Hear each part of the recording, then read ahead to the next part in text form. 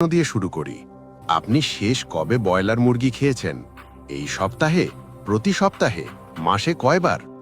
এখন আরেকটা প্রশ্ন, আপনি জানেন কি যে মুরগিটা আপনি খাচ্ছেন সে মাত্র ৩৫-৪০ দিনে বড় হয়েছে? প্রকৃতিতে কোনো প্রাণী এত অল্প সময় বড় হয়? এই ভিডিওটা শেষ না করা পর্যন্ত কিছু মারাত্মক জঘন্য প্রশ্নের উত্তর আপনার অজানাই থাকবে। আজ আমরা শুধু বলবো না ব্রয়লার মুরগি খারাপ, আমরা দেখব কেন এটা এত সস্তা, কেন এটা এত জনপ্রিয়, আর সবচেয়ে গুরুত্বপূর্ণ এর আসল বাস্তবতা কি। একটি সাধারণ পরিবারের গল্প। বাংলাদেশের কোনো এক সাধারণ পরিবার। বাজারে গেলে প্রশ্ন একটাই, দেশি নাকি ব্রয়লার? দেশি মুরগি ৩৫০ থেকে ৫০০ টাকা, ব্রয়লার মুরগি ১৪০ থেকে ২২০ টাকা। স্বাভাবিকভাবেই পরিবার ভাবে স্বল্প দামে মাংস, ভালোই তো। এই সিদ্ধান্তটা প্রতিদিন কোটি কোটি পরিবার নেয়, কিন্তু খুব কম মানুষ জানে এই সস্তা দামের পেছনে কি লুকিয়ে আছে। আগে জেনে নিন কিছু সাধারণ তথ্য। দেশি মুরগি বড় হতে সময় নেয় ৫ থেকে ৬ মাস, ব্রয়লার মুরগি বড় হয় মাত্র ৫-৬ সপ্তাহে। মানে যেটা প্রকৃতিতে হতে লাগে ১৮০ দিন, সেটা করা হচ্ছে ৪০ দিনে। এখন প্রশ্ন আসে, এই গ্রোথ আসে কোথা থেকে? খাবার, পরিবেশ, নাকি অন্য কিছু? এই জায়গাতেই শুরু হয় আসন অন্ধকার। অনেকে বলে হরমোন দেওয়া হয়, অনেকে বলে সবই গুজব, কিন্তু সত্যি কি মাঝখানে কোথাও লুকিয়ে আছে? এই প্রশ্নের উত্তর আমরা দেব, কিন্তু তার আগে বুঝতে হবে ব্রয়লার ইন্ডাস্ট্রি কিভাবে কাজ করে। Broiler industry reality. Broiler farm মানে কি? হাজার হাজার মুরগি, খুব ছোট জায়গায়, খুব কম আলো, খুব কম নড়াচড়া। কারণ মুরগি যত কম নড়বে তত দ্রুত ওজন বাড়বে। এটা ক্রুয়েলটি না, এটা এফিসিয়েন্সি মডেল। এখানে আবেগের জায়গা নেই, এখানে শুধু হিসেব, কত দিনে কত কেজি। Antibiotic versus hormone. একটা গুরুত্বপূর্ণ বিষয় পরিষ্কার করি। অনেক ক্ষেত্রে হরমোন সরাসরি দেওয়া হয় না, কিন্তু দ্রুত গ্রোথের জন্য স্পেশাল ফিড, ইনফেকশন ঠেকাতে অ্যান্টিবায়োটিক্স, স্ট্রেস কন্ট্রোল করতে অ্যাডিটিভস, এইগুলো মিলে মুরগির শরীরকে আনন্যাচুরালভাবে গ্রো করানো হয়। সমস্যা এখানেই, এই প্রসেসের ট্রেস আমাদের খাবারেও থেকে যেতে পারে। এটাই বিজ্ঞানীরা নিয়ে চিন্তিত। Reality check. ব্রয়লার মুরগি মানেই আপনি কাল মারা যাবেন, এটা সত্য না। কিন্তু রিয়ালিটি হলো প্রতিদিন, অজান্তে, কোনো প্রশ্ন না করে খাওয়া একটা রিস্ক তৈরি করে।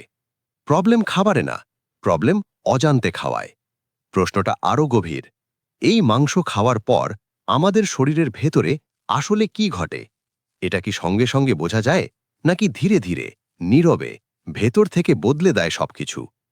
সব ক্ষতি সঙ্গে সঙ্গে হয় না, কিছু জিনিস হয় চুপচাপ, লক্ষণ ছাড়াই।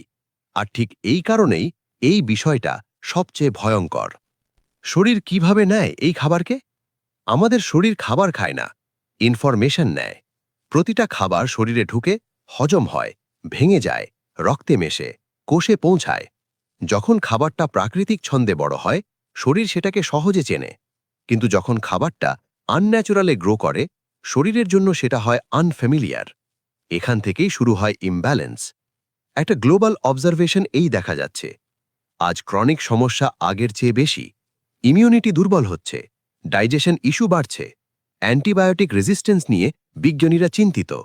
এগুলো শুধু একটা দেশের না, পুরো পৃথিবীর সমস্যা। আর ডায়েট এখানে বড় ভূমিকা রাখে।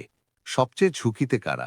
বাচ্চাদের শরীর এখনো তৈরি হচ্ছে, তাদের immunity system, hormone balance, digestion সবই সেন্সিটিভ। এই বয়সে নিয়মিত হাইলি প্রসেসড প্রোটিন শরীরকে কনফিউজ করতে পারে। এখন প্রশ্ন, সবাই তো খাচ্ছে, তাহলে সবাই অসুস্থ কেন হচ্ছে না? এটাই সবচেয়ে কমন আর্গুমেন্ট। সবাই অসুস্থ হয় না কেন? কারণ মানুষ একরকম না, লাইফস্টাইল আলাদা, ফ্রিকোয়েন্সি আলাদা, কুকিং মেথড আলাদা, জেনেটিক্স আলাদা। আজ না হলে ১ বছর পরে, ১০ বছর পরে প্রবলেম হঠাৎ আসে না, ধীরে আসে। বাস্তবতা হলো, সবাই দেশি মুরগি কিনতে পারে না, সবাই প্রতিদিন প্রিমিয়াম খাবার খেতে পারে না। আর বাংলাদেশের বাস্তবতায় ব্রয়লার মুরগি পুরো বাদ দেওয়া সবার জন্য সম্ভব না। এই কথাটা একসেপ্ট করাই সবচেয়ে ম্যাচিওর সিদ্ধান্ত। প্রবলেম খাবারে না, প্রবলেম ব্লাইন্ড হ্যাবিটে। Smart eating principle. এখানে ৪টে প্র্যাকটিক্যাল রুল। 1. Frequency matters. প্রতিদিন নয়, সপ্তাহে একবারের বেশি না। 2. পোর্শন কন্ট্রোল, প্লেট ভরিয়ে নয়, অল্প করে বা 2-3 পিসের বেশি না। 3. কুকিং মেথড, ভালোভাবে সিদ্ধ, বেশি তেল না। 4. হেলদি চয়েস, মাছ, ডাল, ডিম, সবজি, স্বাস্থ্যকর তরকারি সাথে রাখুন। এই 4টে নিয়ম ফলো করলেই রিস্ক অনেকটা কমে। মেন্টাল শিফট, সবচেয়ে গুরুত্বপূর্ণ অংশ। আমাদের একটা বদল দরকার। সবাই খাচ্ছে, এই যুক্তি থেকে বের হওয়া। আপনি আজ জানলেন, এটাই ভিক্টরি।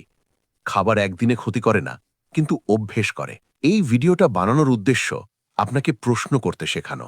কারণ যে প্রশ্ন করে সে অন্ধভাবে খায় না, সে অন্ধভাবে ফলো করে না। যদি আজকের ভিডিওটা আপনাকে একটু হলেও ভাবাতে পারে, তাহলে এই চ্যানেলে সাবস্ক্রাইব করুন। এখানে আমরা সেন্সেশনাল কথা বলি না, আমরা বাস্তবতা বলি। ভিডিওটা শেয়ার করুন আপনার পরিবারের সাথে, কারণ স্বাস্থ্য একা বাঁচিয়ে রাখলে হয় না। সচেতন থাকুন, প্রশ্ন করুন, নিজের সিদ্ধান্ত নিজে নিন।